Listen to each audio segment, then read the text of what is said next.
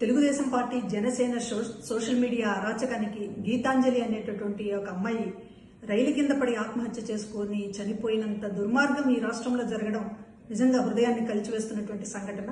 ఆమె చేసిన తప్పేంటి?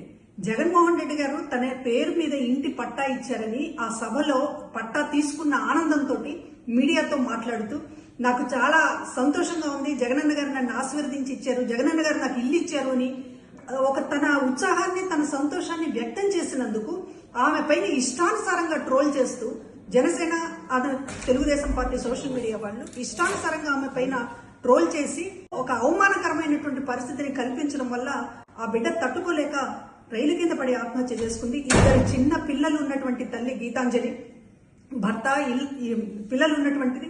అమ్మఒడి పథకం కూడా అందుకుంటోంది. ఆ సంతోషంతో అమ్మఒడి పథకం అందుకుంటున్న సంతోషంతో పాటు ఇళ్ల పట్టా కూడా వచ్చిందనేటటువంటి ఒక ఆనందాన్ని